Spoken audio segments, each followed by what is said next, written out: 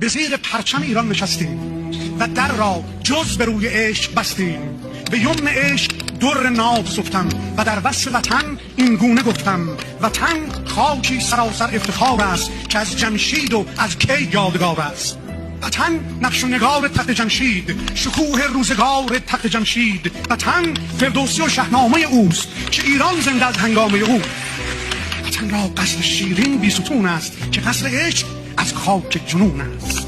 وطن شیرین خسرو پرور اوست، صدای تیشه آهنگر ماست. وطن چنگ است بر چنگ نچیسا، مهندس سرود بار بدها خسرواسا. وطن یعنی درختی ریشه در خاک، اصیل و سالم و پربهره و پاک. وطن یعنی سرود پاک بودن، نگهبان تمام خاک بودن. وطن گردآفرید رزم دارد، چنان تهمینه یار بزم دارد. فریدون را فرانک ها بیارند که با